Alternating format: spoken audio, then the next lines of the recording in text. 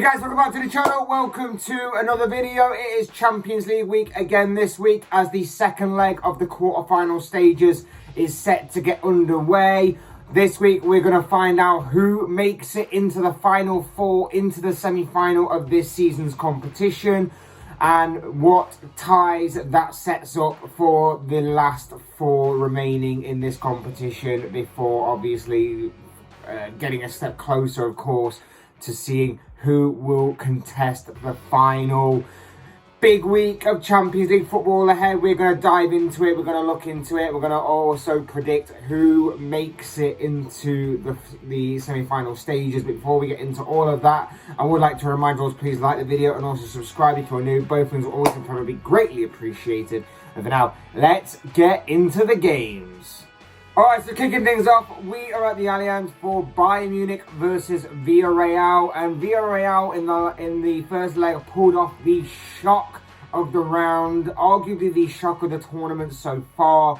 They managed to beat Bayern Munich by a goal to nil, and realistically, if they'd have been a bit more clinical, if they'd have had a bit more composure in front of goal, it could have been even worse for the German side, as Villarreal did manage to create some really good chances, but only take a one-goal lead with them to Germany to face the German champions in the second leg. Now, the downside for Villarreal, of course, is that when Bayern Munich are at home, they are a completely different animal. They are a completely different machine, a much more ruthless machine, a much more clinical machine, and it's going to have to be the most perfect 90 minutes from Villarreal if they want to make it into the semi-final of the Champions League this season. It's going to have to be the most perfect 90 minutes in terms of defending and counter-attacking, because I can't imagine that they're going to be attacking Bayern Munich all ends out. They're going to play the Unai Emery way. They're going to be compact. They're going to be disciplined defensively, and they're going to look to try and hit Bayern on the counter. Remember, of course, the one-goal lead basically means that Villarreal can sit there and defend for 90 minutes and not have to even score here.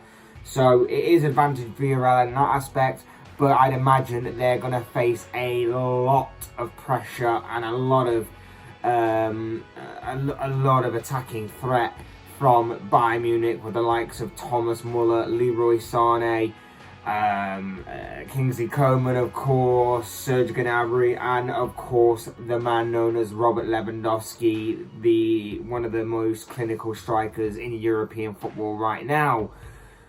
So, of course, Villarreal still have their work cut out for them. It's going to be a very, very, very long 90 minutes ahead, I'd imagine, for the Spanish side. It is entirely possible that they could go on and have the most perfect defensive display, or one of the most perfect defensive displays ever seen by a footballing side in this game, and they managed to shut out Bayern at their own ground. Of course, we know that Villarreal have pulled off a shock in the previous round by beating Juventus, and coincidentally, of course, Villarreal were away in the second leg as well in that stage of the competition to knock out Villarreal, in which they actually won 3-0. So it's not entirely out of the question that Villarreal could pull off a major shock here and then meet one of either Liverpool or Benfica in the semi-final, of course. But I think they're going to face a very long and very testing 90 minutes ahead. At least 90 minutes, shall I say, because of course there is the possibility of extra time being played in these fixtures. Do I see them doing it? It's going to take a lot. It's going to take a lot of energy. It's going to take a lot of effort to, of course, get that far. But I don't think Bayern Munich are going to let them off the hook that easy. I don't think Bayern Munich are going to be as sloppy as they were in the first leg. And I think that Bayern Munich will come roaring back in the second leg. And especially when they're at home, manage to completely overturn the deficit and stick a few goals past the Villarreal in the process.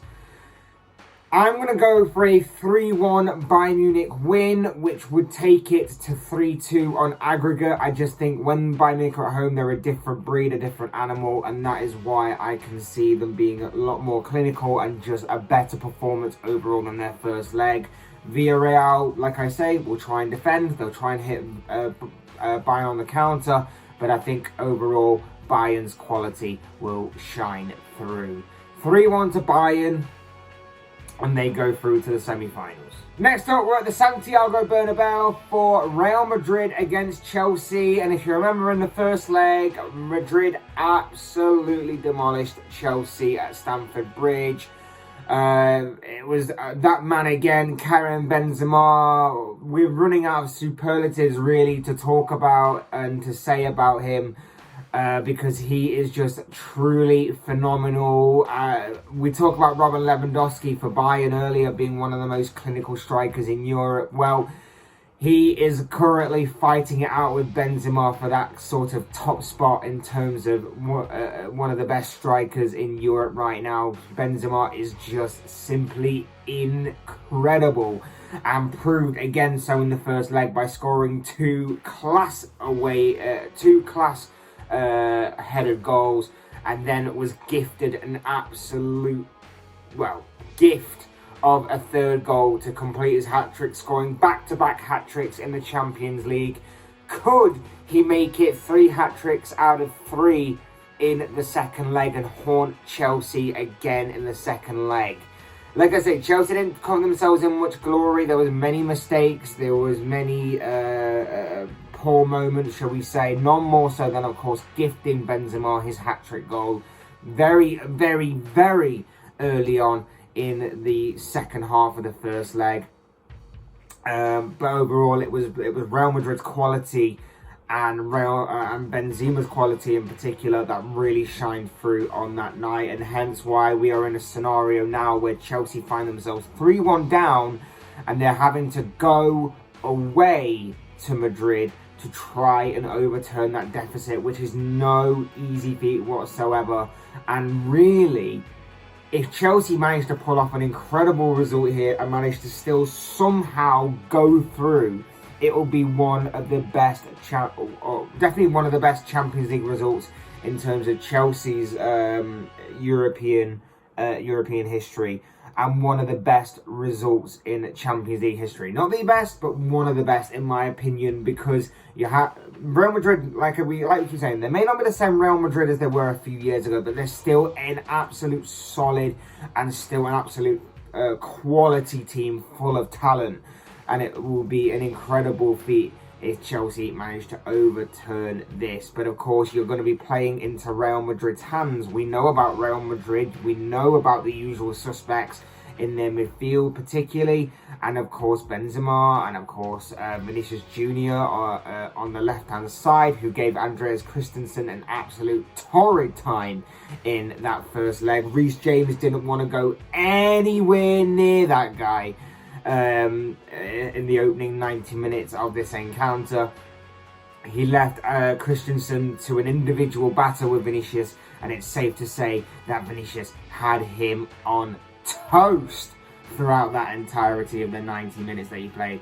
So yeah, we know about Madrid, we know about the usual suspects, and we know about their players, we know how they're going to set up and play, and we know that they're obviously going to slightly adapt now that they know that Chelsea are obviously going to be the ones chasing the game to a point where I think it will play into Real Madrid's hands, similar to how it did in the first leg and similar to how we saw them play against PSG in the second leg as well. I think Madrid are going to see this game out. I don't see them conceding more than a couple of goals, if that, at their own ground, and even so, I still see them scoring. So of course Chelsea would have to score more, and therefore that's why I see Real Madrid entering into the semi-finals of this competition and then setting up a semi-final with one of Atletico Madrid. A Madrid derby in the semi-final is a possibility, or Manchester City, of course. As far as the score prediction goes, like I said, I think it does play into Madrid's hands this, but I still see both sides scoring. I just think that the quality of Benzema will shine through, and I also think Vinicius Jr. on the counter-attack will also be a important figure for Real Madrid as far as their game plan goes in this tie, which is why I see Madrid coming out of this game as 2-1 winners, and therefore 5-2 on aggregate and making it into the Final Four. Wednesday night we'll see Atletico Madrid take on Manchester City at the Metropolitano, with City of course taking in a 1-goal lead away with them into Madrid into this second leg tie. Thanks to that man Kevin De Bruyne, who's really rediscovered his best form seemingly these past few games or so. City dominated that game, I guess you'd say, in which the only criticism would be that they didn't take a bigger lead into this game, because Atletico Madrid didn't really pose much of a threat to Pep Guardiola's side. But that would have been their game plan. A lot of teams wouldn't like to enter the first leg or finish the first leg with either a 0-0 draw or even a 1-0 defeat.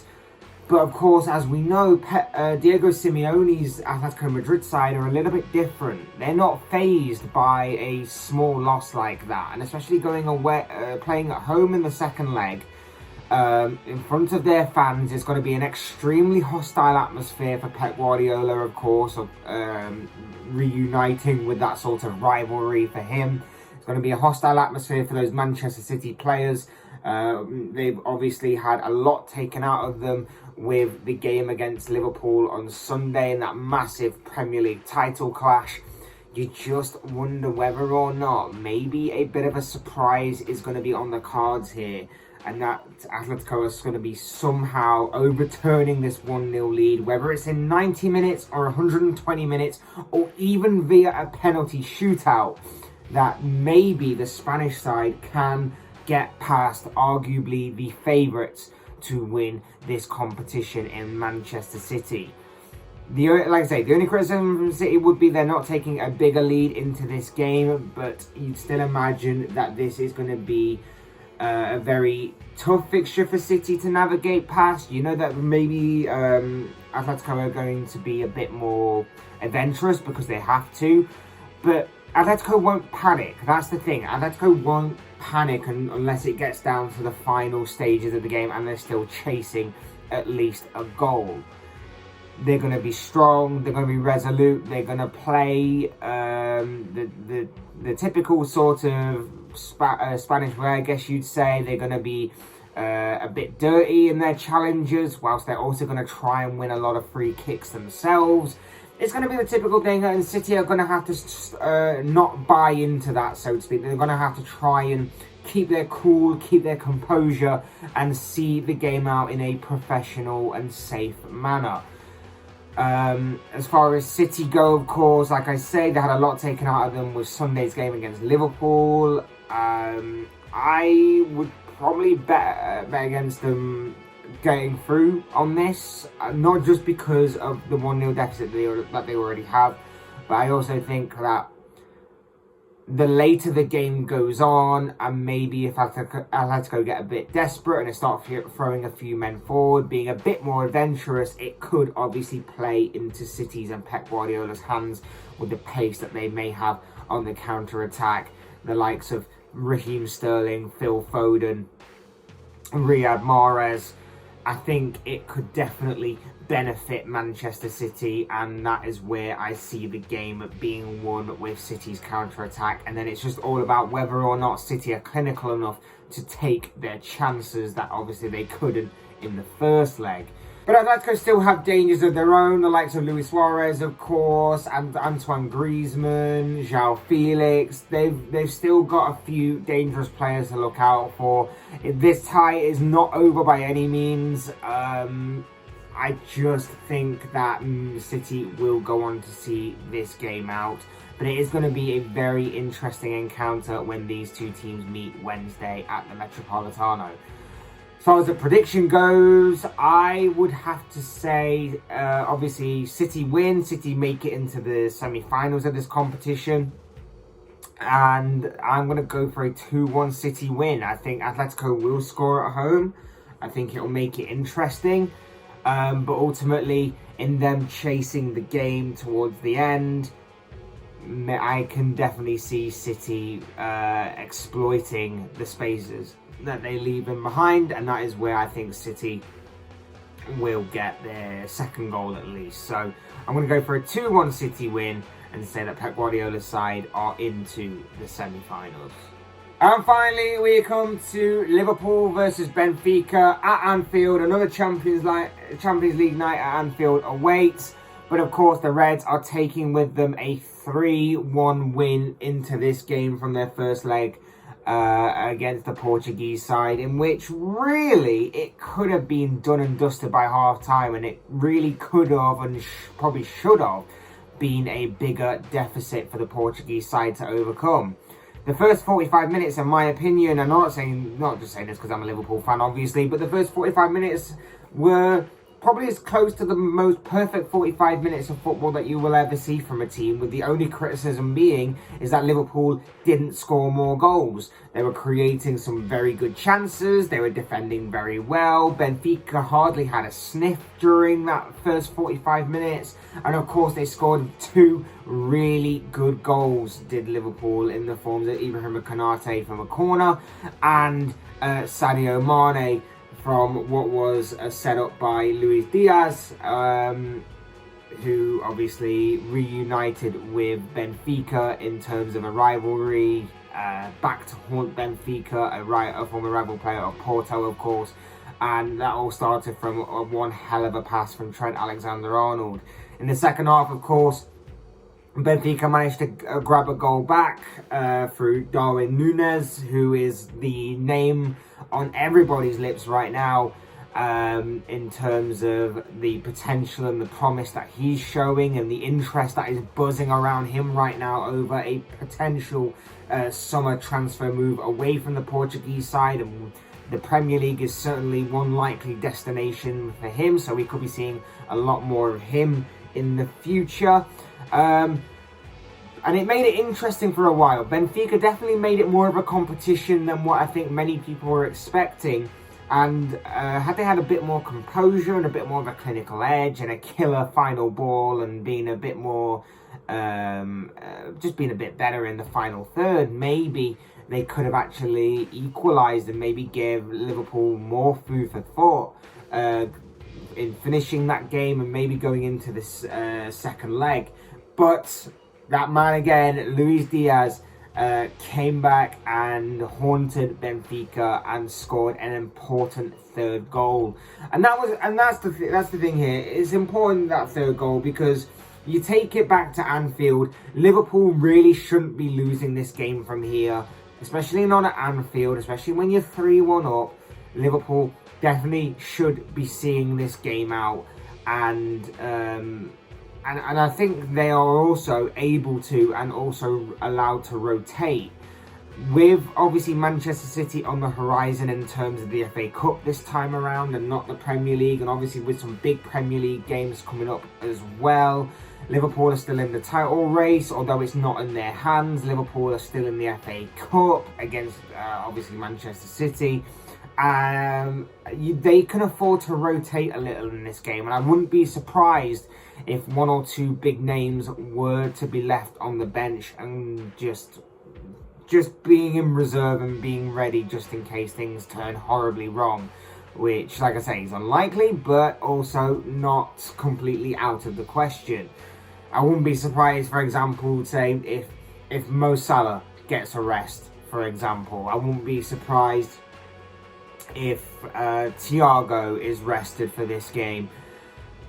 It's just obviously the way that Jurgen Klopp likes to rotate occasionally and keep things fresh, and I think that third goal by Luis Diaz will allow Liverpool to do that whilst also seeing the game out in a professional way. Benfica have to chase the game, of course, so that will also play into Liverpool's hands. It will leave spaces in behind. When Benfica did attack Liverpool in the first leg, it meant that Liverpool could spring the counter-attack and the counter-press very quickly, and when it worked effectively, Liverpool created some good chances, and like I say, they probably should be going into this game more than 3-1 up, but it is what it is. I would expect Liverpool at Anfield to again have the chances. I would expect Liverpool to have the clinical edge yet again. I would expect Liverpool to see this game out, and that is no disrespect on Benfica's part. It's just how good Liverpool are at playing against the way that Benfica are going to play and going to have to play as the game wears on. So as far as the prediction goes, I'm going to go for obviously a Liverpool win, and I'm going to say that Jurgen Klopp's side come out as 3-1 winners, simply for the reason that, like I say, I see Benfica scoring because they're going to try and attack Liverpool, but I also see that Liverpool are going to hit them on the counter-attack, and if done effectively, they could really do some serious damage. So 3-1 to the Reds, and they will safely and comfortably sail their way into the semi-finals. But of course, as I always say, these are just the thoughts, comments, opinions, predictions, whatever you want to call it, of this guy. I want to know what you guys think. What do you make of this week's Champions League action as we enter the second leg of the quarter-final stages of this season's competition? What are your own thoughts, your comments, opinions, and most of all, of course, your predictions on who will make it into the semi-finals for this season's competition? I'd love to read them all down in the comment section below, because I'm sure it'll all make for interesting reading. Otherwise, hit that like button on the way up, enjoy the video, subscribe if you're new or want to see more content like this. Both things are always and forever be greatly appreciated. And as always, thank you all so much for watching and listening. I've been Fletch, this has been another Fletch Talks video, and I will see and speak with you all again soon in another video.